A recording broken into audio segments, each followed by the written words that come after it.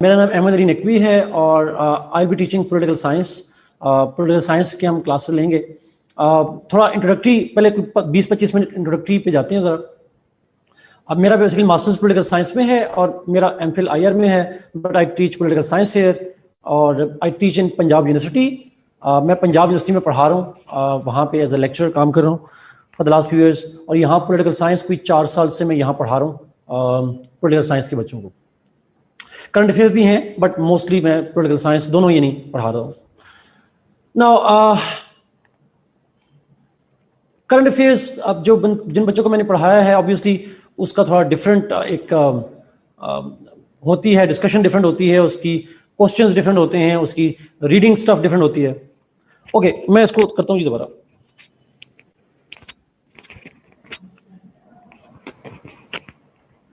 अब बताइएगा साजिद, अब आवाज का मसला कुछ क्लियर हुआ?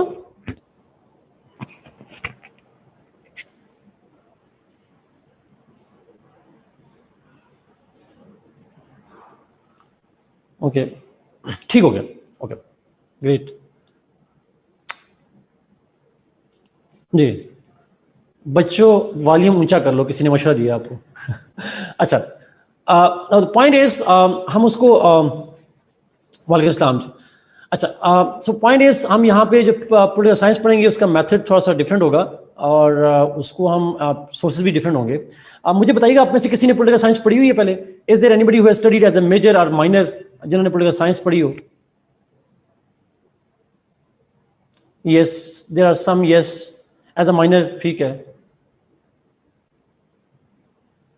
No, not at all. Okay, there is no yes. I don't see. एक अद यस आया मेरे ख्याल में। First lecture on political science ever. Okay, God, I hope it's not the last one. Okay, कोई भी नहीं है आई गेस। एक है, जिशान ने पढ़ी है, सीरो जिशान है। आईआर एहसानुल हक ने पढ़ी है। जजेब आपने भी आईआर ही तकरीबन पढ़ी है। DSS is IR. Let's see जी, एज अ माइनर पढ़ा है। दरिया नजफ ने भी पढ़ा है, सबा ने पढ़ा है, जजेब। ओके, 99 बच्चे। Yes, 2 courses on grade, that's good. Okay, अब लेट्स स्टार्ट जी। अच्छा, पॉलिटिकल साइंस का सिलेबस देखा है? Those who have not seen it, please अगर आप कमेंट कर दें।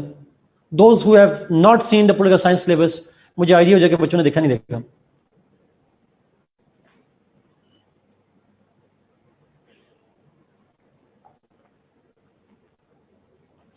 ओके, लेट्स सी जी। मैं थोड़ा सा यहाँ पे जरा सिलेबस को एक्सप्लेन करूंगा, if you allow me 10-15 minutes. तो मैं सिलेबस को थोड़ा सा पेपर पैटर्न से लिंक करूंगा और ओके, आप सवाल आए जी, आप पूछें गेम ऑफ थ्रोन देखा है किसी ने? ये नहीं पूछ रहा वो आपसे सवाल। अच्छा, हम सिलेबस देखते हैं और सिलेबस वाइज हम पेपर को देखेंगे और साथ ही पूछेंगे कि आपका जो सोर्सेज हैं वो क्या हो सकते हैं पढ़ने के लिए। तो इन तीनों चीज़ों को हम जरा देखते हैं। सिलेबस अगर आप देखें तो मैं उसको पेपर पॉइंट ऑफ व्यू से बात करूंगा। जो पेपर 1 है उसके अंदर 3 सेक्शंस होते हैं। देयर आर 3 जो कंटेंट्स में लिखे हैं, लेकिन जब पेपर में आता है तो भी 3 सेक्शंस होते हैं। The first question is always about MCQs. पहला क्वेश्चन जो है वो एमसीक्यूज के बारे में होता है और जो एमसीक्यूज हैं वो 20 मार्क्स एमसीक्यूज होते हैं और 20 एमसीक्यूज 20 मार्क्स वो कंपलसरी होता है आपके पास। Then the second section is about basically about the thinkers. उसमें 2 तरह के थिंकर्स हैं कोर्स में। एक है वेस्टर्न थिंकर्स, पॉलिटिकल थिंकर्स। अच्छा, थिंकर्स तो कोई भी हो सकता है, every individual is a thinker, but western political thinkers and then Muslim political thinkers. जैसे अगर मैं वेस्टर्न की एग्जांपल लूं तो आपने शायद नाम सुना हो प्लेटो का, अफलातून जिसको हम कहते हैं, अरिस्टोटल जिसको अरस्तु कहते हैं, हॉब्स, लॉक, रूसो, शायद उनका नाम ना सुना हो आपने, बट कार्ल मार्क्स का नाम आपने शायद सुना हो। कार्ल मार्क्स है हमारे कोर्स के अंदर। और इस तरह से डिफरेंट थिंकर्स हैं। डिफरेंट थिंकर्स जो वेस्टर्न थिंकर्स हैं, यूरोपियन थिंकर्स हैं, वेस्ट से थिंकर्स हैं, उनको हम पढ़ते हैं अपने कोर्स के अंदर। फिर मुस्लिम थिंकर्स हैं हमारे कोर्स में जो इस सेक्शन में आते हैं। मुस्लिम थिंकर्स में जैसे आपने शायद नाम सुने हो अल फराबी का, अल मवारदी का, इमाम गजाली का और रिसेंटली अगर मैं बात करूं तो जैसे अल्लामा मोहम्मद इकबाल हैं, ये डिफरेंट थिंकर्स हैं, शाह वलीउल्लाह वगैरह हैं, तो ये डिफरेंट मुस्लिम थिंकर्स भी हमारे कोर्स में। यस, इब्न खल्दून, मैं कुछ नाम ले रहा हूँ जी, शायद कुछ नाम मुझसे स्किप भी हो जाएं जैसे आप लिख रहे हैं यहाँ पे, बट डिफरेंट थिंकर्स हैं। वेस्टर्न और मुस्लिम थिंकर्स पे सवाल आते हैं 4 और आपने अटेम्प्ट करने होते हैं 2। You have to attempt 2 questions out of total of 4 questions. These 4 questions are from Western and Muslim ones. Within Western और Muslim क्या डिवीजन होती है? मोस्टली ऑर्डिनरी डिवीजन तो ये होती है 2 question from western, 2 from Muslims. लेकिन ये भी हो सकता है कि वो सारे वेस्टर्न से दे दे, सारे मुस्लिम से दे दे, लेकिन ऐसा होगा नहीं, ऐसा होगा नहीं। सिलेबस में भी लिखा हुआ है और ऐसा होगा भी नहीं। हाँ, वेस्टर्न थिंकर्स पे फोकस ज्यादा करें बिकॉज उस पर क्वेश्चन ज्यादा आते हैं। पिछले 2 साल से मुस्लिम थिंकर्स पे कोई सवाल नहीं आया, देयर वाज नो क्वेश्चन। तो वो उस पर बाद में आएंगे। Muslim thinkers are important but more important are western thinkers. आपके एग्जाम पर्सपेक्टिव से बता रहा हूं, आप थ्योरी उनकी पसंद कर सकते हैं if you like it, but exam point of view से वेस्टर्न थिंकर्स और मुस्लिम थिंकर्स पे मिलाकर 4 सवाल और उनमें से 2 करने होते हैं। अच्छा, मैं फिर रिपीट करूं, उनमें western thinkers are more important, Muslim thinkers are less important. जाहिर मैं सवाल बिल्कुल ये सिलेबस एक्सप्लेन कर दूं, फिर आखिर में आपको दूंगा 5 मिनट, आप सवाल पूछिएगा उस पर। The third section is about The third section is about the basic concepts of political science. When I say basic concepts of political science, तो उन बेसिक कॉन्सेप्ट के अंदर आ जाती हैं चीजें जैसे द कॉन्सेप्ट ऑफ स्टेट है, laws, liberty, parliamentary systems, presidential systems, sovereignty, federations, unitary, fascism, political parties, etcetera etcetera. ये सारे लफ्ज आपने यकीनन कहीं ना कहीं सुने होंगे। इन तमाम जो कॉन्सेप्ट्स हैं इनको हम बेसिक कॉन्सेप्ट कहते हैं पॉलिटिकल साइंस में, और इन बेसिक कॉन्सेप्ट जो हैं इनके ऊपर जो है वो सवाल आते हैं 3 और आपने करने होंगे 2। तो you will have to attempt 2 questions out of 3 questions. याद रखिएगा, in CSS political science every question is a 20 marks question. तो 2 क्वेश्चन करने के मतलब 40 मार्क्स यहां से, 40 यहां से और 20 मार्क्स के एमसीक्यूज, तो ये टोटल 100 बन जाएगा।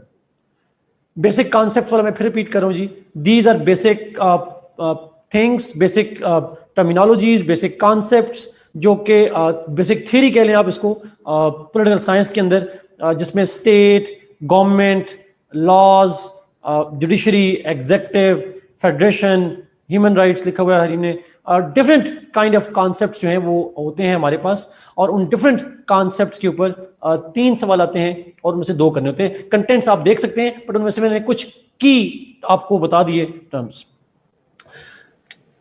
3 में से 2, यहां पे चॉइस कम होती है। पहले इस वेस्टर्न और थिंकर वाले सेक्शन में चॉइस ज्यादा होती है, उसमें से 4 में से आप 2 करने होते हैं। यहां ज्यादा चॉइस है, यहां पे चॉइस कम होती है। फिर पेपर 2 में जब जाते हैं आप, उसके अंदर अगेन पहला क्वेश्चन इज अबाउट एमसीक्यूज। अच्छा, आपको ये तो पता है ना, आपको ये तो आइडिया है ना कि जो 2 पेपर होते हैं पॉलिटिकल साइंस में, एक मैं थोड़ी देर बाद रिपीट करूंगा दोबारा उसको, आप आगे से नोट कर लें, आगे से करना। ये देखिए 200 नंबर होते हैं। अच्छा, ये ध्यान में रखिएगा, ये बात में ना कहिएगा कि सर ने नहीं बताया था, 200 नंबर के हैं, just found out, great. Okay, so 200 number का पेपर होता है जी, तो 100 नंबर 1 और 100 नंबर 1, 200 का। फाइन, नाउ 20 मार्क्स एमसीक्यूज के, और उसमें से एमसीक्यूज उसी कंटेंट में से आएंगे। सेकंड सेक्शन इज, उसमें सेक्शन बना होता है, और इस सेकंड सेक्शन के अंदर आपको, अगर आप if you will find out, तो आपको नजर आएगा वहां पे होते हैं कोर्स में जो लिखा हुआ है वो है डेवलप्ड पॉलिटिकल सिस्टम्स। वो स्टेट्स जो डेवलप्ड स्टेट्स हैं उनके पॉलिटिकल सिस्टम्स, 4 पॉलिटिकल सिस्टम्स हैं हमारे कोर्स में, UK, US, France and Germany. UK, US, France, Germany, इनमें 4 कॉन्स्टिट्यूशंस हैं, और इनमें से सवाल करने होते हैं आपने। सवाल आते हैं इनके ऊपर 2, और आपने करना होता है 1। There are 2 questions and you will have to attempt 1। उसमें डेवलप्ड स्टेट के कॉन्स्टिट्यूशंस हैं, पॉलिटिकल सिस्टम्स हैं, मैं फिर रिपीट कर रहा हूं, UK, US, France and Germany, और साथ एक और सेक्शन होता है ग्लोबल गवर्नेंस का, जिसमें शॉर्ट सा सेक्शन है। ये शॉर्ट सा सेक्शन है, और शॉर्ट सा इस सेंस में कि इसके अंदर इंटरनेशनल ऑर्गेनाइजेशन जो होती हैं कि उनका इंटरनेशनल गवर्नेंस का जो रोल होता है वो इन पे सवाल हार्डली कोई 2-3 साल बाद एक सवाल दे देता है या एक नोट आ जाता है। Mostly questions are taken from the political systems, UK, US, France and Germany. स्मोक में खटक ने लिखा है जी, ये सेक्शन कॉन्स्टिट्यूशन लॉ पेपर का भी है। Yes, I am not precisely sure कि शायद जर्मनी है वहां पे कि नहीं है, बट यूके, यूएस और फ्रांस हैं उसके अंदर, और कंटेंट सेम होंगे, लेकिन उस पे क्वेश्चन की स्ट्रक्चरिंग डिफरेंट होती है वहां पे, और उस पे आंसर थोड़ा डिफरेंट होता है। होंगे यही सिस्टम्स, बट उन पे सवाल डिफरेंट होंगे और उनका आंसर भी डिफरेंट होगा। ये बस ध्यान में रखिएगा। तो इन दोनों पे मिलाकर 2 सवाल आएंगे, और उनमें से आप एक आप एक जो है वो अटेम्प्ट करेंगे।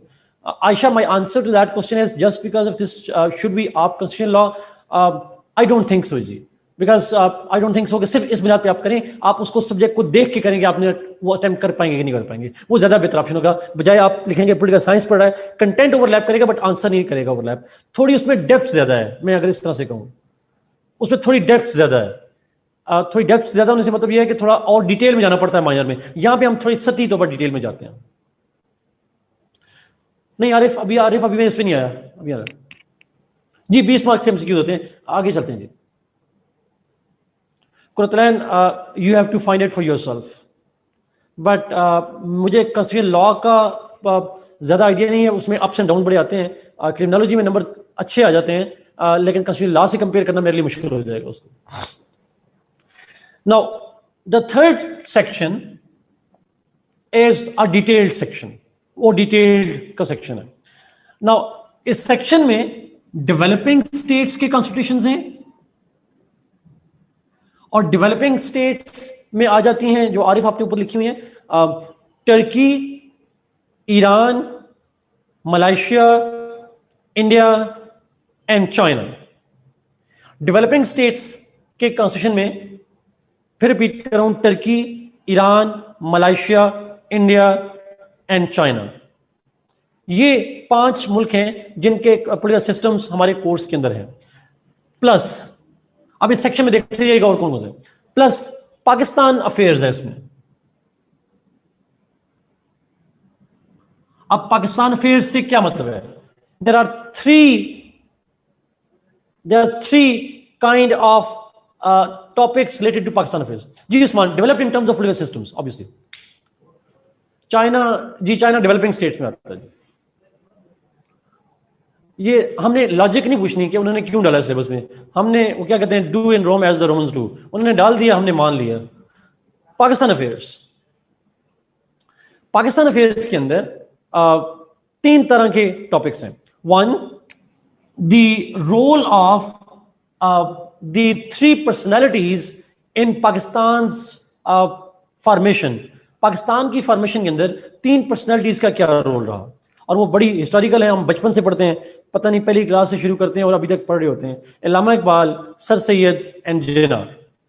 अल्लामा इकबाल, सर सैयद, जिन्ना, इन तीनों पर्सनैलिटीज का पाकिस्तान के अंदर मुस्लिम की कंट्रीब्यूशन में क्या रोल है वो आपने पढ़ना है। और रोल वही होगा जो 5वीं क्लास में पढ़ा था, जो फिर दोबारा 10वीं में पढ़ा, फिर दोबारा एफएससी में पढ़ा, अब दोबारा वही पढ़ेंगे, सेम रोल होगा, कोई चेंज नहीं हो जाता सारा। सो 21st सेंचुरी में आके जिन्ना साहब का कोई नया रोल नहीं आ गया, वही रोल होगा। सो वो आप जो शुरू से पढ़ते आ रहे हैं वही पढ़ेंगे, 3 पर्सनैलिटीज का रोल इन पाकिस्तान। तो मैं इसको कहता हूं प्री पार्टीशन का जो पोर्शन है, लेकिन सारा प्री पार्टीशन नहीं, सिर्फ 3 लोग, यस। पाकिस्तान अफेयर्स वाला आंसर, जो पाकिस्तान स्टडी वाला आंसर है, वही यहां पे लिखना है, कोई इसमें चेंज नहीं करनी। सेकेंड इज पाकिस्तान के बनने के बाद जितने कॉन्स्टिट्यूशंस हैं और उन कॉन्स्टिट्यूशन की पाकिस्तान की हिस्ट्री। फॉर एग्जांपल, हम उसको कहते हैं कॉन्स्टिट्यूशनल डेवलपमेंट ऑफ पाकिस्तान। हमारे कितने कॉन्स्टिट्यूशन हैं पाकिस्तान की हिस्ट्री में? जल्दी से कोई मुझे बता दे, how many constitution we have? वैसे तो 4 रहे हैं जी, एक इंटरम कॉन्स्टिट्यूशन भी था 1972 वाला, लेकिन मेनली 3 कॉन्स्टिट्यूशन है, मेन 3 कॉन्स्टिट्यूशन है। यस, नहीं 35 को नहीं कहते, 35 कॉन्स्टिट्यूशन नहीं था, इट वाज एन एक्ट।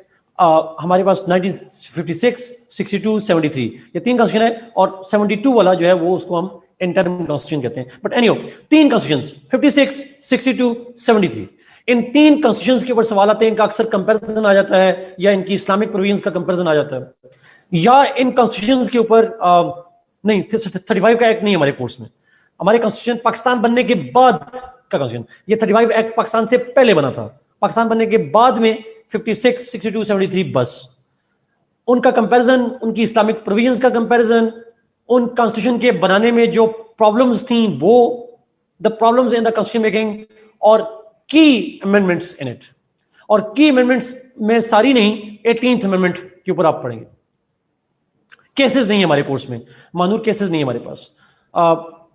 मैं फिर रिपीट करूं जी, तीनों कॉन्स्टिट्यूशंस प्लस कॉन्स्टिट्यूशन मेक, उनका कंपैरिजन वगैरह, plus constitution making process and challenges, plus 18th amendment, recent amendments, but obviously 18th amendment is the most important one, बाकी amendments आप नहीं करते। सो ये कॉन्स्टिट्यूशन से रिलेटेड हमारे कोर्स में है। एंड लास्टली पाकिस्तान से लेकर, नो यस मुस्तफा, ये पूछा जा सकता है, यस एग्जैक्टली, मैंने कहा कॉन्स्टिट्यूशन मेकिंग चैलेंजेस में वो ये भी आ जाएगा ना कि क्यों डिले हुआ, बिकॉज चैलेंजेस की बात हो रही है। और थर्ड सेक्शन जो है पाकिस्तान से रिलेटेड, जो अंदर एक पॉइंट है वो है पाकिस्तान के current political issues, contemporary political issues. उसमें टाइटल ये नहीं लिखा हुआ, बट जो इश्यूज लिखे हैं वो यही हैं। मिसाल के तौर पर हमारा रिसेंट इश्यूज में अगर मैं बात करूं तो आप जानते होंगे हमारे यहाँ सिविल मिलिट्री रिलेशन का एक इशू है, जुडिशरी का रोल है एक प्रॉब्लम, हमारे यहाँ फेडरेशन के इश्यूज हैं, लोकल गवर्नमेंट हो सकती है, नेशनल इंटीग्रेशन हो सकती है, religion and politics in Pakistan हो सकता है। ये 4-5 मेन इश्यूज जो हैं, ये जो हम अगेन शुरू से हम पढ़ते आ रहे हैं, वो पाकिस्तान के करंट पॉलिटिकल इश्यूज हैं। मैं फिर रिपीट कर रहा हूं, की पॉलिटिकल इश्यूज, मानूर अगर आप ये सवाल देखेंगे इसमें आपको समझ आ जाएगी। की political issues include civil military, उसके बाद religion and politics, national integration, judiciary का रोल, फेडरेशन का issues, central provincial relations, parliamentary presidential की डिबेट, इस तरह के जो करंट पॉलिटिकल डिबेट्स हैं वो इंपॉर्टेंट है। पूरा एवोल्यूशन हमारे कोर्स में नहीं है, सिर्फ करंट ये इश्यूज। हिस्ट्री में हमारे पास प्री पार्टीशन में 3 लोग हैं और 7 कॉन्स्टिट्यूशंस हैं, सारा एवोल्यूशन हमारे कोर्स में नहीं है। और फिर पॉलिटिकल इश्यूज करंटली कौन से हैं, ये सारे इश्यूज तो आप करंट अफेयर्स में भी पढ़ते हैं। ऐसा है, do you read these issues in current affairs और not? You do, exactly. Pakistan affairs में भी है, करंट अफेयर्स में भी है, यहां भी रिपीट हो रहा था। अगर आपको याद हो, मेरा आपके साथ जब करंट अफेयर्स में बिल्कुल शुरू में एक लेक्चर होता है, तो उसमें जब मैं आपको बताता हूँ शुरू से, तो उसके अंदर मैं आपको बताता हूँ कि जो करंट अफेयर्स है वो रिलेट करता है पॉलिटिकल साइंस के साथ भी और पाकिस्तान अफेयर्स के साथ भी। तो यहाँ पे ये पॉलिटिकल इश्यूज जो हैं ये करंट अफेयर्स में भी हैं और यहाँ भी हैं। सिविल मिलिट्रेशन हम आपसे भी पढ़ेंगे, किरण आप लोग 3 दफा पढ़ चुके हैं, 3 दफा, तो मेरे ना ख्याल 4थी दफा आपको पढ़ना चाहिए। ऐसा ही हुआ है, कल तीसरा लेक्चर हुआ था आपका।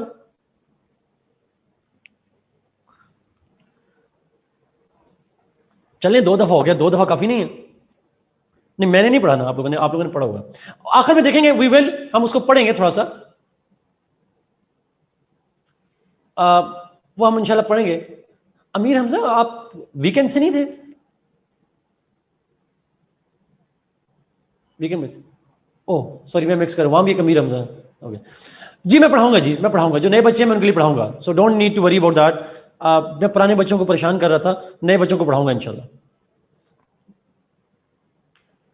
ओके, सो ये पाकिस्तान से रिलेटेड है। देन लास्ट सेक्शन इज थोड़ा इंटरनेशनल पॉलिटिक्स का है, थोड़ा इंटरनेशनल पॉलिटिक्स का सेक्शन है। उसमें 2 टॉपिक हैं सिर्फ हमारे कोर्स में। There are only 2 topics related to IR section. One is again Pakistan से रिलेटेड है, फॉरेन पॉलिसी डिटर्मिनेंट्स। एक टॉपिक है फॉरेन पॉलिसी डिटर्मिनेंट्स, वो फैक्टर्स जो पाकिस्तान की फॉरेन पॉलिसी को इन्फ्लुएंस करते हैं, जैसे ज्योग्राफी है, जैसे इकोनॉमी है, जैसे टेक्नोलॉजी है, मिलिट्री है, लीडरशिप है। ये पढ़े हुए अपने करंट अफेयर्स में?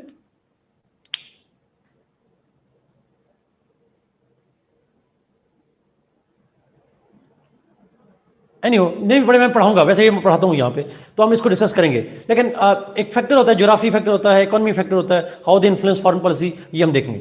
साथ ही एडिशनली एक और टॉपिक है और वो है कोल्ड वॉर। वैसे वो जियो स्ट्रेटेजिक में सिर्फ ज्योग्राफी एज फैक्टर आ जाता है इधर, तो हम उसको जरा ज्योग्राफी के अलावा और पॉइंट भी लिखेंगे उसके अंदर, इकोनॉमी की बात करेंगे, बाकियों की बात करेंगे। कोल्ड वॉर, जी मैं पिक्चर सेंड कर दूंगा बोर्ड की इंशाल्लाह। सो कोल्ड वॉर जो है ये भी हमने डिस्कस करना है। एक ब्रीफ सी एक टॉपिक होता है इसके अंदर, कोल्ड वॉर की हिस्ट्री, जो वर्ल्ड वॉर 2 के बाद से ऑनवर्ड्स है। सो दिस इज कोर्स ही, इसके अंदर अब ये तमाम है, ये जो डेवलपिंग स्टेट के कॉन्स्टिट्यूशन है, पाकिस्तान अफेयर्स है, ये जो आयर के 2 टॉपिक्स हैं, इन तमाम पे सवाल आते हैं 5 और आपने अटेम्प्ट करने होते हैं 3। You have to attempt 3 questions और 5 क्वेश्चंस आते हैं। वर्ल्ड वॉर्स नहीं है इसके अंदर, वर्ल्ड वॉर 2 के बाद की डेवलपमेंट है, वर्ल्ड वॉर्स नहीं है। सो डेवलपिंग स्टेट्स, पाकिस्तान अफेयर्स और आईआर सेक्शन, टोटल में सवाल होंगे 5 और उनमें से करने होंगे 3। अच्छा, यूजुअली पैटर्न ये होता है इन 5 में से मोस्टली सवाल होते हैं, कम से कम 2 या 3 सवाल होते हैं पाकिस्तान से रिलेटेड। एक सवाल यहां से आ जाता है या यहां से आ जाता है, या 2 सवाल यहां से आ जाएंगे, बट पाकिस्तान के ऊपर फोकस ज्यादा करना है, बिकॉज मोस्टली क्वेश्चंस पेपर 2 के लास्ट सेक्शन में most of the questions are about Pakistan.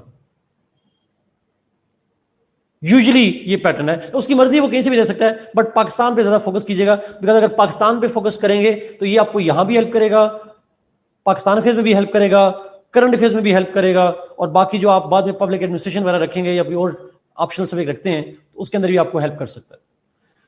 This is what is जी। यहां भी एमसीक्यूज तो दोनों में है, उसके अलावा 2 सेक्शन यहां पेपर 1 में है, 2 सेक्शन पेपर 2 में है। यहां पे 4 में से 2, 3 में से 2, वहां पहले 2 में से 1 और फिर 5 में से 3।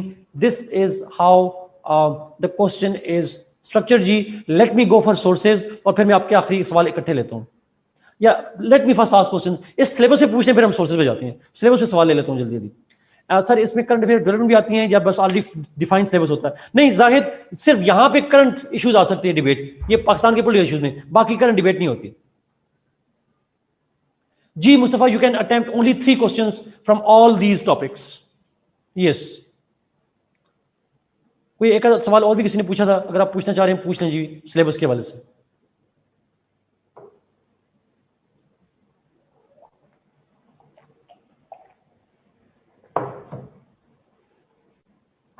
जी हमारा पैटर्न ही होगा, हम इसी तरतीब से चलेंगे, पहले वेस्टर्न थिंकर पे, फिर मुस्लिम पे, फिर बेसिक कॉन्सेप्ट पे, फिर इस तरतीब से चलेंगे।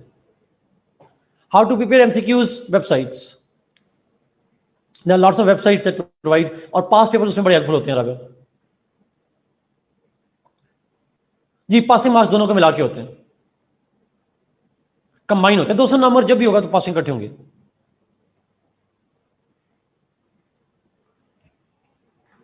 अगर आप क्वेश्चन ना पब्लिक करेंगे तो ज्यादा अच्छा हो जाएगा, ताकि सबको सवाल भी समझ आ जाए, मैं जवाब सबको दे दूं। ना सिर्फ क्वेश्चन घुमा फिरा के आते हैं, नहीं मोस्टली सीधे आते हैं, मोस्टली। अभी सोर्स पे जाने लगा हूं जी। राबिया गूगल करें political science MCQs, you will find a lot of website, कोई खास नहीं है। पासिंग मार्क्स जितने बाकी सीएसएस के होते हैं यहां भी इतने होते हैं, 33%। कोई खास वेबसाइट नहीं है, आके जनरली गूगल करेंगे आपको बेशुमार मिल जाएंगी। चैट बड़ी कीजिएगा। सर कॉन्स्टिट्यूशनल डिबेट में Indian constitutional changes specially about article 370 आ सकते हैं, अगर आएंगे तो किस तरह से? सायरा बिल्कुल आ सकते हैं, लेकिन उस पर सवाल मेरा नहीं ख्याल कि यहां आएगा, कॉन्स्टिट्यूशन लॉ में आ सकता है, अगर वहां इंडिया कोर्स में है, यहां पे उसके चांसेस कम है। लेकिन जब हम पढ़ेंगे, अभी सारे टॉपिक में नहीं बता सकता उनमें किस तरह का सवाल आएगा, ये जब हम टॉपिक्स पढ़ना शुरू करेंगे उस वक्त मैं बताऊंगा कि तो क्वेश्चन कंस्ट्रक्शन अभी बात करना फजूल है उसके ऊपर, जब हम टॉपिक पढ़ेंगे फिर क्वेश्चन कंस्ट्रक्शन पे जाएंगे, किस एंगल में सवाल आ सकता है। Western Muslim thinkers portion seem bit related to philosophy, it is मुनीसे एक्चुअली पॉलिटिकल फिलॉसफी। कोर्स में जो टाइटल है वो है western political thought, Muslim political thought, it's actually political philosophy. Is it possible to prepare it in 2 months with all dimensions covered? Yes, obviously, 2 months is too much. You can, अगर आप lecture के अलावा करना चाहते हैं, it should not take more than 15 to 20 days. In addition to lectures, maximum 15 days. Average score Umar vary करता है। Last year का एवरेज स्कोर अगर मैं बात करूं, somewhere around 120, somewhere around 120 and around. जो मेरे देखा था कुछ 40-50 ट्रांसक्रिप्ट मैंने देखी हैं लास्ट ईयर, जो मुझे याद है। देखी तो मैंने ज्यादा है बट याद यही है। अमीर हमजा मैंने स्कोरिंग के साथ से बता दिया, रफली एवरेज यही होती है। यस किरण, यस 67 है, ये 68 है, 67 है शायद, इतना ही है। इसमें क्रैमिंग ज्यादा है। जाहिद ने पूछा, देखें क्रैमिंग तो आप मैथ को भी लगा सकते हैं जाहिद, क्रैमिंग का कोई फार्मूला नहीं होता। बाज लोग करंट अफेयर्स को क्रैमिंग लगा लेते हैं। आप क्रैमिंग लगाना चाहें तो भी लगा सकते हैं, अंडरस्टैंड करके करना चाहें तो भी कर सकते हैं। इट्स अप टू यू, दोनों ऑप्शन है। नो जी, I don't teach constitutional law. Is the syllabus same with PMS? Usman, thank you for asking a good question. जो पीएमएस की बच्चे हैं जी, पूरे पाकिस्तान से आप लोग होंगे, मोस्टली पंजाब से तो नहीं होंगे, बट पीएमएस का सिलेबस इसका 70% सिलेबस है। यानी पीएमएस में सिलेबस कम है, इसमें सिलेबस ज्यादा है, और उसका एग्जाम पैटर्न में ये सेक्शंस नहीं होते, सिर्फ ये डिफरेंस है। बट अगर आप सीएसएस का कर लेंगे, पीएमएस विल बी 95%, 96% कवर हो जाएगा। 4-5 टॉपिक हैं जो डिफरेंट है, बाकी सारा वही है। योर फ्रेंड एट 135, आशा ठीक है, मैंने एवरेज 120 में बता दिया ताकि आपको ये ना लगे कि क्योंकि मैंने 120 से कम, 100 से कम मैंने कोई नहीं देखा, और हाईएस्ट मैंने देखे 155, 150 नहीं, 155 नहीं, 165, 165 देखे। It's primarily Rida conceptual, but आप अगर क्रैमिंग करना चाहें तो कोर्स इतना बड़ा है, क्रैमिंग होगी नहीं, मेरा नहीं ख्याल कि क्रैमिंग हो पाएगी। Will you finish it in October? साथ मैं तो, मुझे तो आप कहेंगे 2 हफ्ते में मैं 3 क्लास लेके खत्म कर दूंगा। इट्स एक्चुअली आपकी, चूंकि बाकी ऑप्शनल कोर्सेज यहां बच्चों के चल रहे होते हैं, सो प्रोबेबली अक्टूबर में तो फिनिश नहीं होगा, it will go on in November के मिड तक जाएगा, महीना लगेगा हमें। यहाँ 24-25 लेक्चर्स होंगे मुस्तफा यहां पे। आरिफ मैंने एक्सप्लेन कर दिया, 24-25 लेक्चर्स। जोजीना इंशाल्लाह। अब्दुलरमान, ये आप लेक्चर लेंगे फिर आपको आइडिया हो जाएगा इज इट बोरिंग और नॉट, बोरिंग और ब्रॉड है कि नहीं। अ लॉट ऑफ टाइम आपको स्मार्ट स्टडी की जरूरत पड़ती है तो ब्रॉड, कोई शक नहीं है, टॉपिक बड़े हैं, but you have to have a smart study. Yes Usman, I love teaching, obvious सी बात है। पॉलिटिकल साइंस के क्वेश्चन मोस्टली एनालिटिकल आते हैं, लेकिन पेट को एनालिटिकल कम होते हैं, मोस्टली डिस्क्रिप्टिव होते हैं। लेट्स मूव जी, आप आगे सवाल सोर्सेज पे आने लगे हैं। एवरेज स्कोरिंग मैंने बता दिया, शायद इट्स रफली अराउंड 120 के अंदर आते हैं।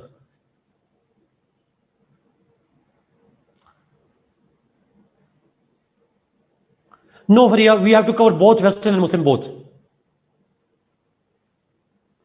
Thank you Zahid. अभी थिंकर शुरू करेंगे, आप मुझे बताइएगा आज के लेक्चर के एंड पे, आपसे मैं 5 मिनट में सवाल लूंगा, इज इट क्रैमिंग और नॉट? मेरा आंसर है no, you don't need to cram it, you can understand it. Cramming करेंगे मुश्किल हो जाएगी। No Amir Hamza, we won't skip the last year topics. हम कुछ टॉपिक, हम इसमें ना मोस्ट इंपॉर्टेंट टॉपिक्स करेंगे। आप ऑलमोस्ट 80% सिलेबस कवर करेंगे, 20% जो इररिलेवेंट चीजें हैं हम उनको छोड़ देंगे यहां पे।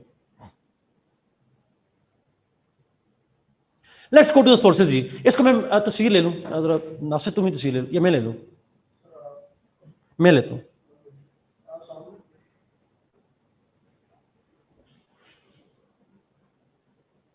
ओके, ले ली मैंने तस्वीर।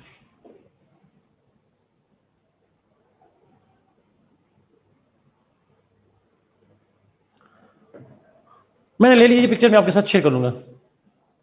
Let's go to the sources. Sources पे जाते हैं। अब जरा सुनिएगा जी गौर से। पेपर 1 में जो वेस्टर्न थिंकर्स हैं, I strongly advise you to read Judd Harmon's book. Judd Harmon writer का नाम है, और उनकी बुक का नाम है वेस्टर्न पॉलिटिकल, नहीं, modern political thought, modern political thought from Plato to present. Western philosophy के लिए the best book is Judd Harmon, and the title of the book is modern political thought from Plato to present. कोई बंदा यहां पे type कर दे जी board पे, मेरे पास जगह नहीं है वरना मैं लिख देता। Modern political thought from Plato to present. Sajid अभी उसके ऊपर आ रहा हूं वेस्टर्न थॉट के लिए। थैंक यू साद। और ये राइटर का नाम है जुड हरमनजीत साद ने नीचे लिख दिया नाम। Thank you Ayesha. Muslim thinkers के लिए I will give you reading myself. आपको रीडिंग मुस्लिम थिंकर के लिए मैं खुद दूंगा, so you will have to wait for that. On basic concepts you will have to study Mazharul Haq's book. इस सेक्शन के लिए मजरुल हक की बुक है और उसका टाइटल है political science theory and practice. Political science theory and practice, it is about basic concepts. Constitutions के लिए जब आप डेवलप्ड कॉन्स्टिट्यूशन हो या डेवलपिंग के हो, तमाम कॉन्स्टिट्यूशन के लिए जो रिलेटिवली बेटर किताब है दैट इज S.L. केले। S.L. केले, ये नाम मैं लिख देता हूं।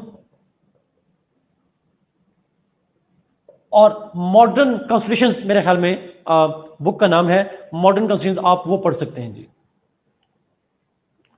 मैं वैसे उस पर आ रहा हूं, अभी आ रहा हूं। S.L. केले की बुक है मॉडर्न कॉन्स्टिट्यूशंस, वो रिलेटिवली बेटर है। वर्ल्ड कॉन्स्टिट्यूशंस है, वर्ल्ड कॉन्स्टिट्यूशन है जी। थैंक यू आरिफ, आपने करेक्ट किया। तो आप उसको वहां से कर लीजिएगा प्लीज। सारे कॉन्स्टिट्यूशन बट मोस्टली कवर कर लेगा। ऑन पाकिस्तान अफेयर्स, पाकिस्तान से रिलेटेड जो चीजें हैं आप उसको कवर कर सकते हैं फ्रॉम हामिद खान बुक, या अगर आप ऑलरेडी पाकिस्तान अफेयर्स कहीं से तैयार कर रहे हैं तो आप वहां से भी कर सकते हैं। बट अगर आप मुझसे पूछेंगे तो हामिद खान की बुक है constitutional and political history of Pakistan. Fahim, मैंने यही लिखा आपके हामिद खान की बुक में, ये वाला पाकिस्तान वाला पार्ट होगा, ये वाला, वो कॉन्स्टिट्यूशन नहीं होंगे उसके पास। सो हामिद खान की बुक का नाम लिख लिया जिन्होंने constitutional and political history of Pakistan, और उसके राइटर हैं हामिद खान। इसका 3rd एडिशन रेलेवेंट है। हामिद खान की बुक का 3rd एडिशन इज रेलेवेंट, बाकी जो है वो रेलेवेंट नहीं है आपसे। जरा मैं एक दफा नाम रिपीट करूं जी, आपके कुछ सवाल आ रहे हैं, उनका जवाब मैं भी दूंगा सारों का। बट वेस्टर्न थॉट के लिए मैंने कहा था जुड हार्मन का, आयशा ने लिख दिया वहां पे। बेसिक कॉन्सेप्ट के लिए मजरुल हक का बुक थ्योरी एंड प्रैक्टिस लिख दिया आयशा ने वहां पे। कॉन्स्टिट्यूशंस के लिए S.L. केले मैंने लिख दिया, वर्ल्ड कॉन्स्टिट्यूशंस।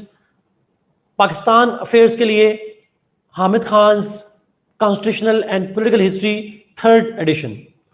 ये सारी किताबें I can provide you in soft, I will provide you in soft. ये जो किताबें मैंने आपको बताई हैं ये सारी आपको मैं सॉफ्ट में दूंगा। अगर आप हार्ड में लेना चाहते हैं तो आप ले सकते हैं। हाँ, केले की बुक नहीं है मेरे पास, केले की बुक मेरे पास सॉफ्ट में नहीं है, बाकी सारी किताबें हैं मेरे पास सॉफ्ट में। आई can provide you in soft, आप परचेज भी कर सकते हैं।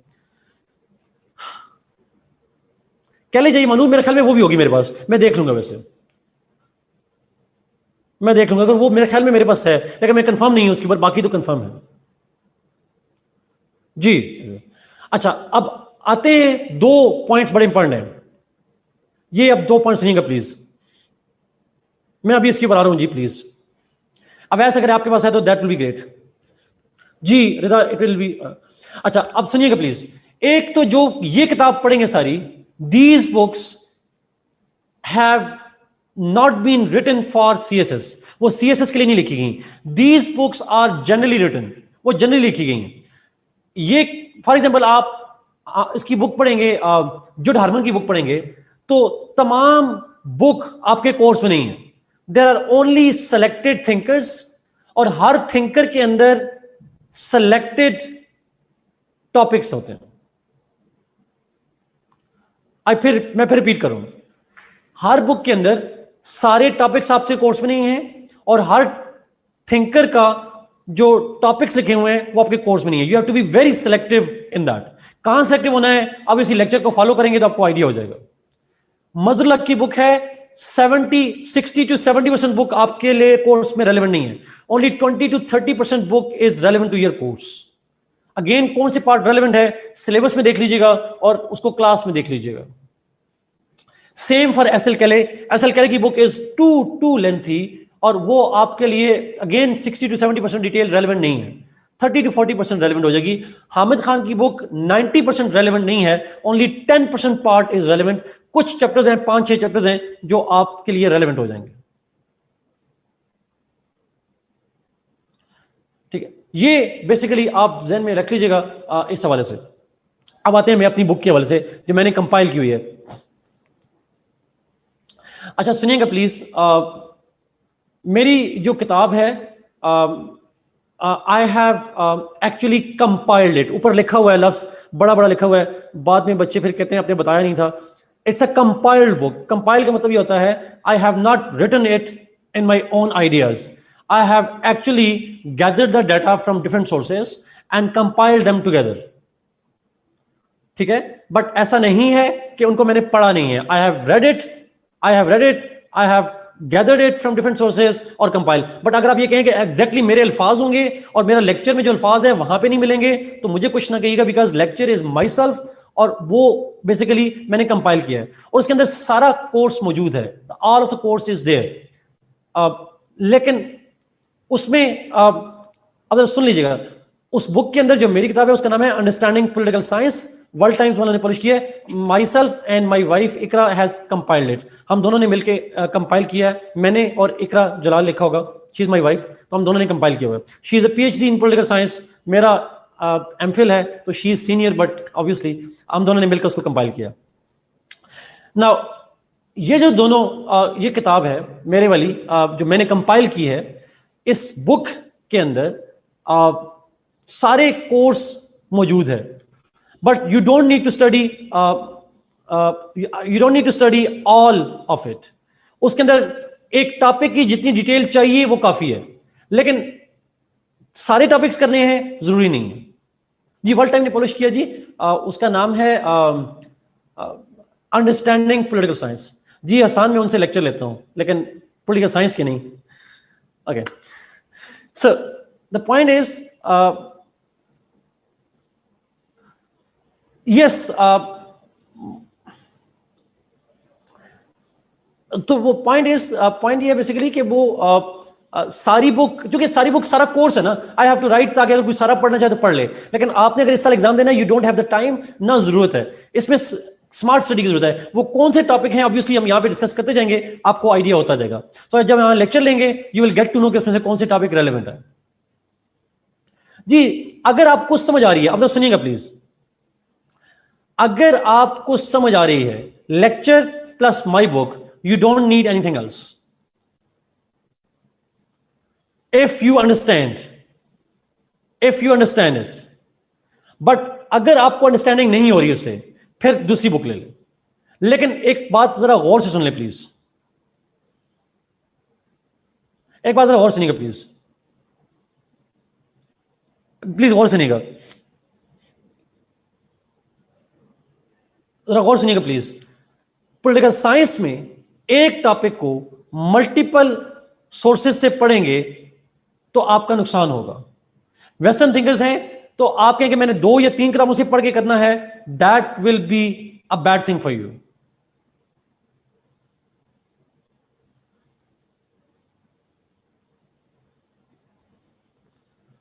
मैं फिर रिपीट करूं इसको, आप जो भी किताब लेनी है, please I request take one source and start reading from it. अगर आपको समझ ना आए तो दूसरी, अगर समझ आ जाए don't study it from other topic. Political science में एक बड़ा बुनियादी फर्क है, आप जितने ज्यादा सोर्सेज पढ़ेंगे उतने ज्यादा कंफ्यूज होंगे।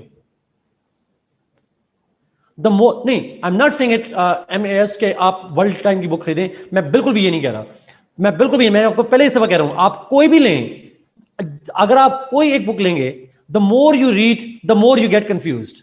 इन IR the more you read, the more likely you get good marks.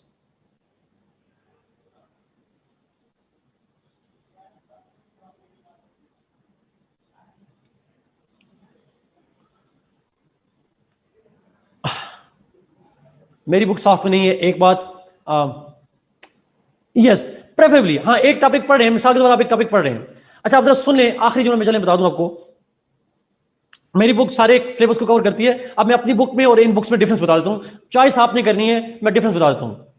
देखें, मेरी जब बुक कंपाइल करने का बेसिक पर्पस ये था कि 2 बेसिक चीजें थी, 2 बेसिक पॉइंट थे। एक पॉइंट तो ये था कि ये जो किताबें हैं ये बड़ी जनरल किताबें हैं। मैंने जैसे कहा कि इसमें 80% 70% कोर्स आपसे रेलेवेंट नहीं होता, स्टूडेंट डोंट नो कि कौन सी चीज रेलेवेंट है कौन सी नहीं है। So I have compiled it and I have added only those topics and those details that are relevant for exam. बाकियों को मैंने निकाल दिया पकड़ के, एक तो ये कर दिया। एंड सेकेंड पर्पज इज, जो बेसिक पर्पज था वो ये था कि अब आपको मेरी बुक में ये कंफर्म होगा कि ये टॉपिक इररिलेवेंट नहीं है, वो कोर्स में है, सिलेबस में है। एक बात तो ये, इन किताबों में कौन सा टॉपिक सिलेबस में नहीं है, बाज़ वक़्त हमें नहीं आइडिया होता, तो ये कंफ्यूजन। दूसरी चीज, इन किताबों के अंदर थ्योरेटिकल एक्सप्रेशन डिटेल्स बहुत अच्छी हैं। खासकर मैं जुड हार्मन की बात करूं तो जुड हार्मन की बुक में थ्योरेटिकल डिबेट बहुत ही आला है, बट उसमें स्ट्रक्चरिंग आपको शायद समझ ना आए। उसमें कौन सी चीज पहले लिखनी है, कौन सी चीज बाद में लिखनी है, हेडिंग कहां बनानी है, कौन सा पॉइंट किससे रिलेट करता है। He has written a generally good analytical book, लेकिन पेपर में आपने एज इट इज जैसे उसने लिखा है वैसे नहीं लिखना। पेपर की स्ट्रक्चरिंग कैसे करनी है, you can take the idea from my book. अगर आपको पेपर अटेम्प्टिंग टेक्निक्स पता है कि कौन सी चीज कहां लिखनी है, कौन सी चीज पहले लिखनी है, हेडिंग कहां देनी है, वो फिर अगर आप कर सकते हैं, फिर आप बेशक जुड हार्मन ले लें, that will be okay for you. जी आई डिड कैले की पार्ट में से डिफरेंट और सोर्सेज से, ओरिजिनल कॉन्स्टिट्यूशन से कंपाइल करके मैंने शॉर्ट कर दिया है।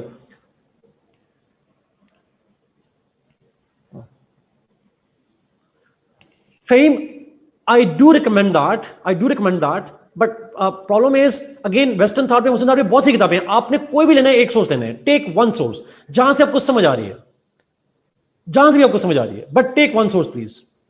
मुझे नहीं पता अफसर, मुझे यकीन करें मैंने देखी भी नहीं, मेरे पास पड़ी हुई, लेकिन I haven't seen the price. मुझे नहीं पता, ये वर्ल्ड टाइम वालों को कहेंगे, आपको बता देंगे, वो डिलीवरी भी कर देंगे आपको। बट मेरा पॉइंट थोड़ा प्लीज गौर से सुने, आप जिस डिटेल पे जाना चाह रहे हैं, मेरी बुक उनके लिए अच्छी है जिन्हें स्ट्रक्चरिंग करना मुश्किल लगती है, आंसर की हेडिंग कहां लिखनी है कहां नहीं लिखनी, शॉर्ट कैसे करना है, कंट्रैक्ट कैसे करना है, वो उनके। जो बच्चे जनरली एक्सप्रेशन बड़ा अच्छा रखते हैं और वो अपना एक्सप्रेशन मजीद इंप्रूव करना चाह रहे हैं और अच्छे एक्सप्रेशन को अपने अल्फाज में क्वेश्चन में डाल सकते हैं, उनके लिए मेरी बुक ना भी हो तो चल जाएगा।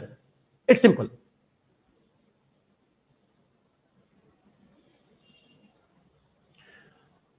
माई बुक, लेक्चर्स, लेकिन अगर मेरे बुक और लेक्चर से आपको समझ भी आ जाए, मेरी बुक ले लें और लेक्चर ले लें और उसमें से अगर आपको समझ भी आ जाए, तो आप मैक्सिमम कितने मार्क्स ले सकते हैं, मेरे ख्याल में डिपेंड करता है फिर आप उसमें से समझ के कितना अच्छा लिख पाते हैं।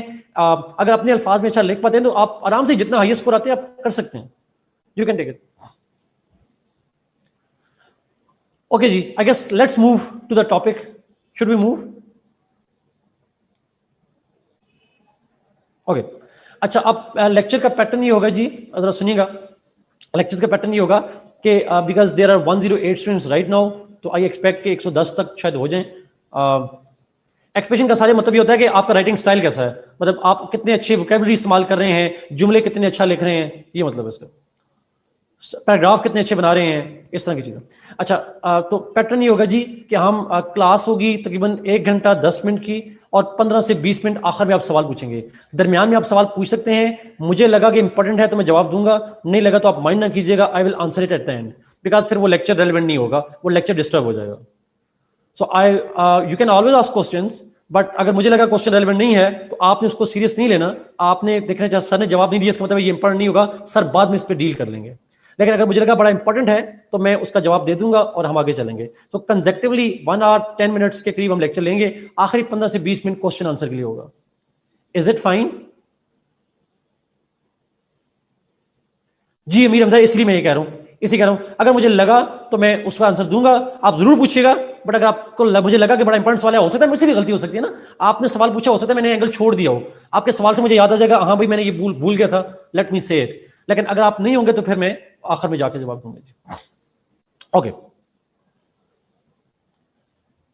नहीं अभी तो हमने 1:30 पे खत्म करना है, अगले 30 मिनट्स में खत्म करना है। सो आज तो ये रूल अप्लाई नहीं होगा, नेक्स्ट क्लास से अप्लाई होगा। आज मैं कोशिश करूंगा आखिरी 5-10 मिनट आपके लिए छोड़ दूं, 5-10 मिनट आपके लिए रखूंगा, वो उसमें छोटा सवाल हो जाएगा।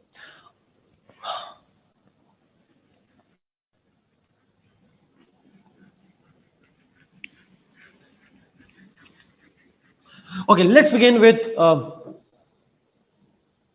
जी साजिद मिल जाएगी, मैं आज वो भी मेल कर दूंगा आप लोगों को। Let's start with western thinkers जी। हम थिंकर से शुरू करेंगे और सबसे पहले शुरू करेंगे वेस्टर्न से, and we will start from Plato. Now यहां पे एक इंपॉर्टेंट पॉइंट सुनिएगा, जब आप इस सेक्शन में जाते हैं, थिंकर्स के सेक्शन में जाते हैं, तो ये सबसे इंपॉर्टेंट पॉइंट होगा, जरा गौर से सुनिएगा। वेस्टर्न थिंकर्स हो या मुस्लिम थिंकर्स हो, इसमें सवाल आते हैं 4 और आपको अटेम्प्ट करने हैं 2। लास्ट 2 साल से 19 और 20 में उसने थिंकर के ऊपर 1 या 2 सवाल देता है, बाकी 2 सवाल वो मुस्लिम से उठाने के बजाय वो पेपर 1 के सेक्शन 2 में से उठा लेता है, आखिरी सेक्शन में से उठा लेता है, बेसिक कॉन्सेप्ट में से। वो बेशक अगले सेक्शन में से उठा ले, कोर्स में तो है ना, वो फेडरेशन में पूछ लेगा, वो सॉवरेनिटी में पूछ लेगा, वो पूछ सकता है।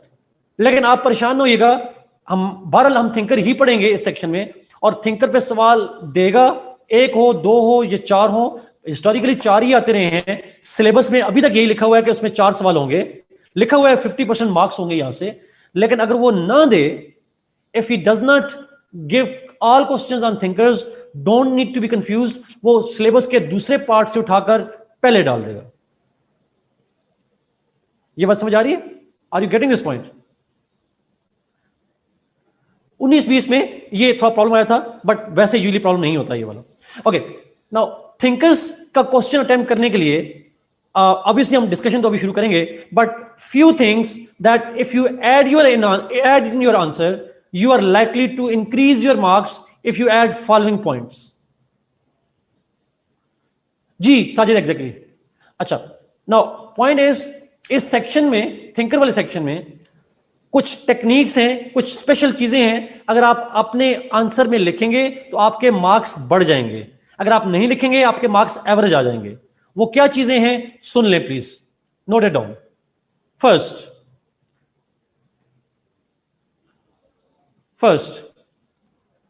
जब थिंकर पे सवाल आए, the very first thing that you need to understand is, जो सबसे इंपॉर्टेंट है, you will be asked to write the thinker's philosophy, so don't add your own philosophy.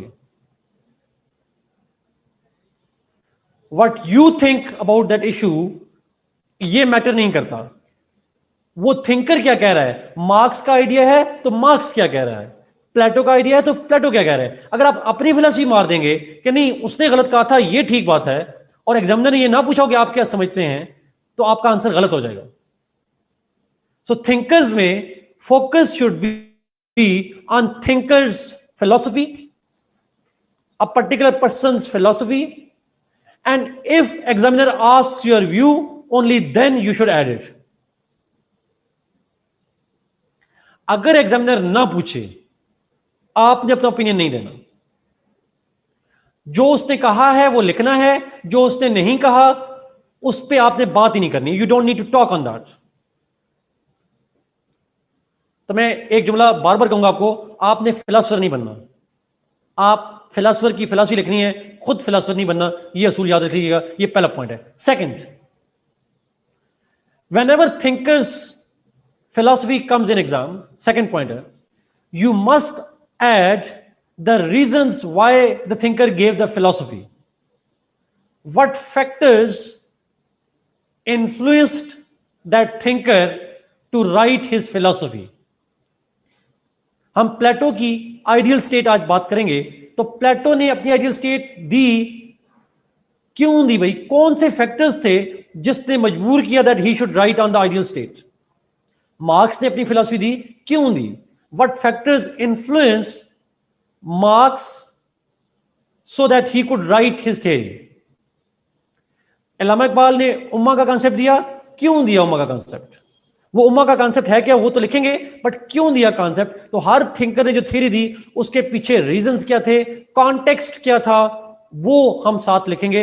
Examiner पूछे या ना पूछे, थ्योरी से पहले कॉन्टेक्स्ट लिखेंगे। Third point, you can quote the thinker or any other thinker in your answer.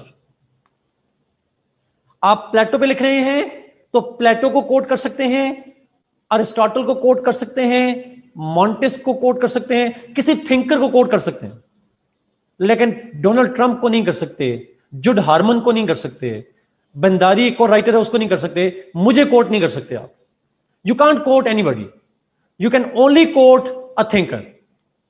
जिसकी philosophy है उसको तो कोट करना चाहिए, बट साथ किसी और को. But you must add at least 1 or 2 quotes in your answers. I repeat जी, थिंकर्स के आंसर में you must quote the thinkers, you must quote the thinkers. Plato है तो प्लेटो को कोट करें, या अरिस्टोटल को कोट करें, या मैकियावेली को कोट करें. आप किसी थिंकर कोट करेंगे, आम किसी किताब को, आम किसी राइटर को नहीं कोट करना. प्रेफरेबली आपने कोट करना है उस थिंकर को जिसकी फिलॉसफी कोट कर रहे हैं. 1 या 2 कोटेशन आपने ऐड करनी है उसके अंदर. लास्ट पॉइंट, इसमें लास्ट पॉइंट, वेयर एप्लीकेबल, जहां जरूरी हो, add flow chart diagrams in explaining the philosophy. Chart बनाएं, डायग्राम बनाएं, जहां आप समझते हैं कि जरूरी है उस थ्योरी को एक्सप्लेनेशन में. So adding flow charts, tables, diagrams is essential in getting good marks.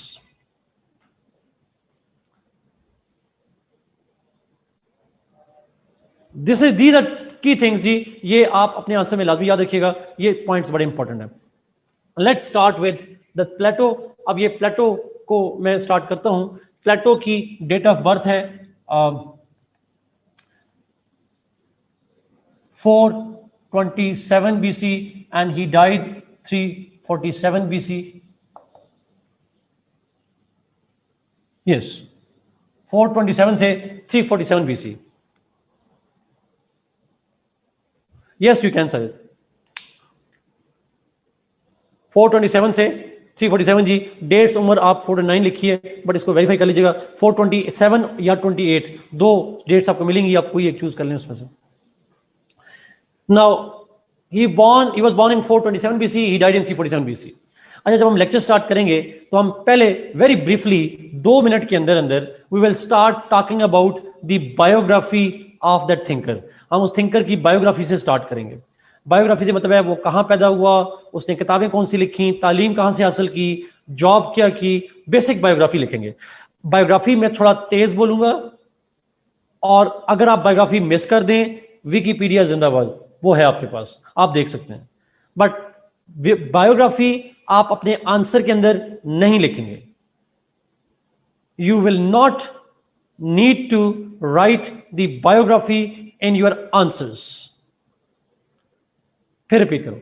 फिर क्यों हम बायोग्राफी पढ़ते हैं? इसलिए बिकॉज के बायोग्राफी से आपको एमसीक्यूज आ जाते हैं. जी एग्जैक्टली करण, वो एमसीक्यूज के लिए इंपॉर्टेंट हो जाती है. तो वो आप जनरली देख सकते हैं. उसमें से 2-3 चीजें इंपॉर्टेंट होती हैं, वो मैं आपको बता दिया करूंगा. So let's start with Plato's biography. Paper में नहीं लिखेंगे, मैं बार बार कह रहा हूं, कल ना गईगा, सर ने कहा था आपने लेक्चर इज समथिंग डिफरेंट, तो आपने पेपर में नहीं लिखनी प्लीज. ना इंट्रोडक्शन में, ना बैकग्राउंड में, किसी जगह नहीं लिखनी, कहीं भी नहीं बात करनी इसको. Plato was born in Athens. He was born in Athens, जो आजकल ग्रीस में है. Athens was a city state at that time.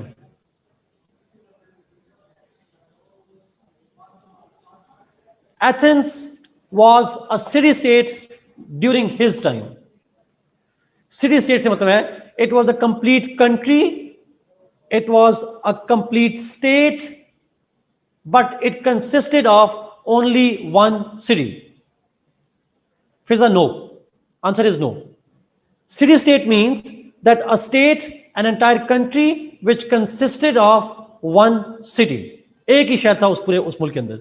And that was a complete independent state. तो उस जमाने में एथेंस, तो पूरे एरिया का नाम था ग्रीस, और उसके अंदर Athens was a complete city. क्या किसी और सिटी स्टेट का नाम आता है किसी को? Do you know any other city state? अगर आप मूवीज देखने के शौकीन है तो आपको पता होगा. Sparta, exactly, good. वेटिकन बाद में आया था, बट स्पार्टा जी एग्जैक्टली, ठीक है. नाउ रोमन्स भी बाद में आए थे.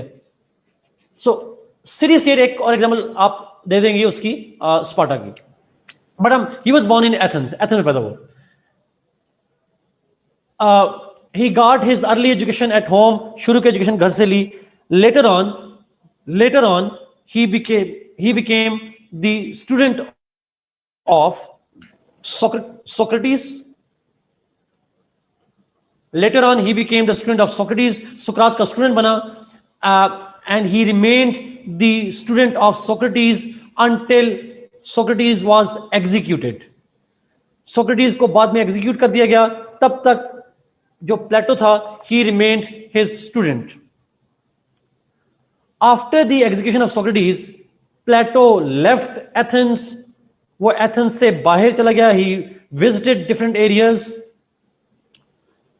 Ultimately, he returned back to Athens.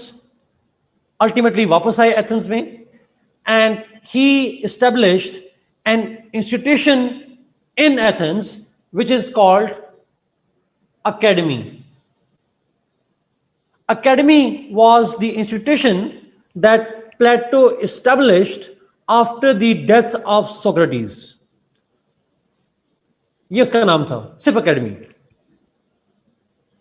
Plato spent all his life, all his remaining life, reading, writing, and teaching in Academy. बाकी सारी उम्र वो अकेडमी में पढ़ाता रहा, लिखता रहा और साथ में पढ़ता रहा. So he started reading, writing, and teaching in Academy throughout his life. Plato wrote 3 books, and they are very important ones. He wrote 3 books: Republic, Statesman, Laws. He wrote 3 books. Republic पहली किताब है, दूसरी है Statesman और तीसरी है Laws. ये 3 किताबें प्लेटो ने लिखी, and this is, he died in 347 BCG, बाद में मर गया वो. ये बेसिकली उसकी बेसिक बायोग्राफी है, और उसके हवाले से ये 3 फैक्ट्स आप ध्यान में रखिए. डेट ऑफ बर्थ तो ध्यान में रखिएगा, बट ये 3 फैक्ट्स ध्यान में रखिएगा. He was born in Athens, he was a student of Socrates, he established academy, he wrote 3 books: Republic, Statesman, Laws. ये सबसे इंपॉर्टेंट इंफॉर्मेशन है जी, MCQs अक्सर आ जाते हैं इसके ऊपर. लेट्स सी कि उस पर सवाल किस तरह से आता है. जजीना गूगल में लिखा होगा, मुझे एग्जैक्ट ईयर याद नहीं कब बनाई थी, वो लिखा होगा उसके अंदर.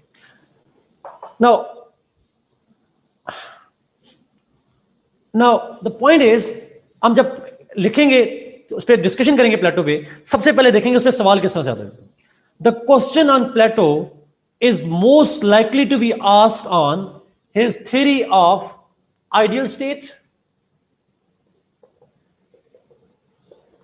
Most likely is the question on his ideal state, theory of ideal state, or most likely second chance ये है कि वो पूछ ले about his republic. Republic क्या है? What is republic? Anybody?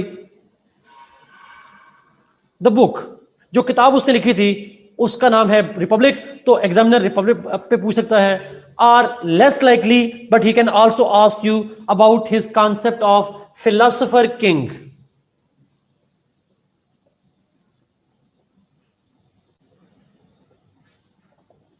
He can ask you about his philosopher king. ये 3 terms use हो सकती हैं most likely, but in any way answer will be the same. Answer सेम होगा, आंसर एक ही होगा.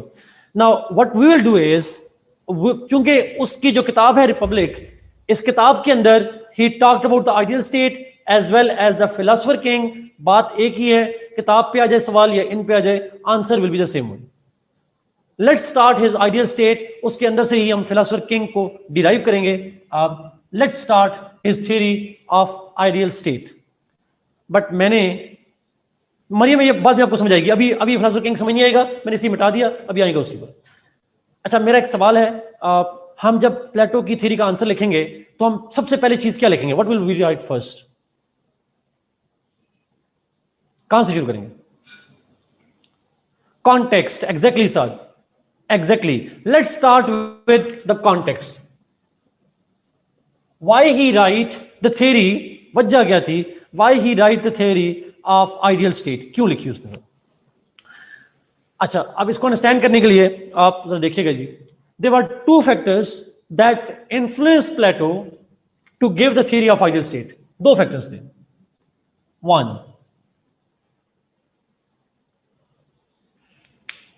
One was the issue of the fact that, देखें मेरा से सवाल है आपसे, एक छोटी सी बात जरा जवाब दीजिएगा प्लीज. प्लेटो के वक्त में स्टेट ऑलरेडी मौजूद थी, स्टेट वाज ऑलरेडी देयर, उससे पहले भी स्टेट मौजूद थी, और स्टेट चल भी रही थी, ठीक चल रही थी. और एथेंस के अंदर जो सिटी स्टेट थी, वहां पे था एक सिस्टम था जिसको हम कहते हैं डायरेक्ट डेमोक्रेसी.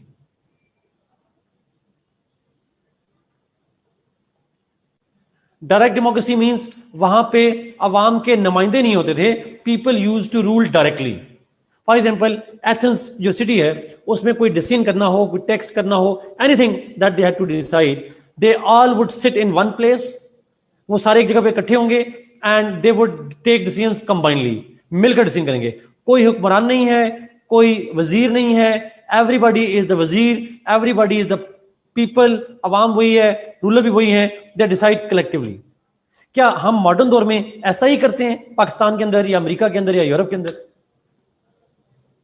We don't. आजकल हम क्या करते हैं, वी चूज रिप्रेजेंटेटिव्स, हमारे नुमाइंदे होते हैं और वो नुमाइंदे हमें गवर्न कर रहे होते हैं. But here people use to rule directly, इसको हम डायरेक्ट डेमोक्रेसी कहते हैं. और हम जिस दौर में रह रहे हैं, साथ में बिल्कुल ठीक है, उसको हम इनडायरेक्ट डेमोक्रेसी कहते हैं. सो एथेंस में थी डायरेक्ट डेमोक्रेसी. जब एथेंस में थी डायरेक्ट डेमोक्रेसी, तो उसको क्रिटिसाइज किया था प्लेटो के टीचर ने, जिसका नाम था Socrates. Socrates criticized the Athenian direct democracy. He called it a corrupt system, a bad system. As a result of which, Socrates was executed.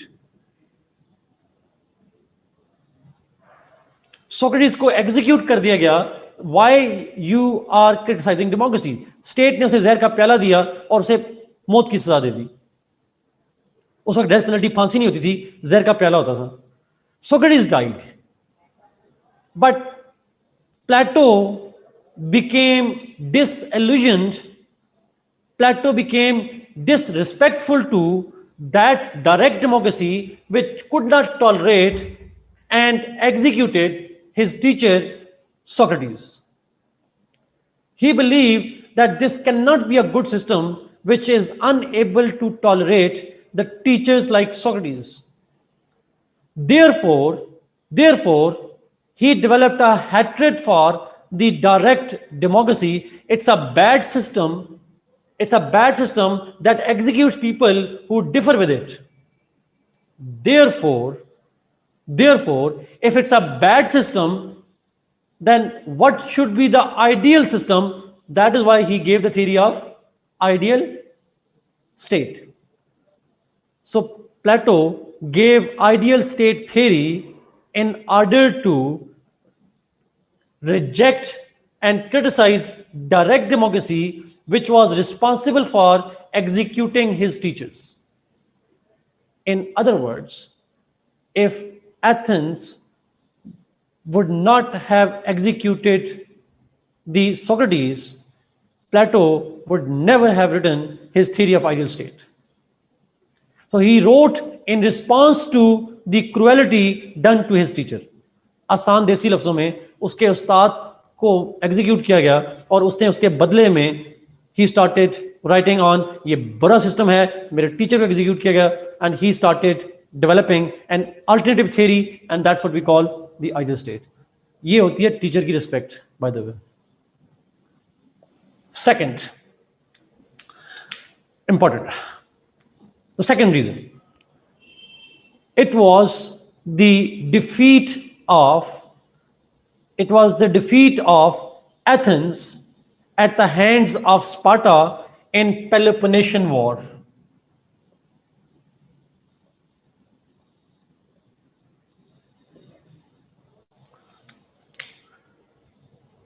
Thank you. defeat of Athens at the hands of Sparta. 2. The Athens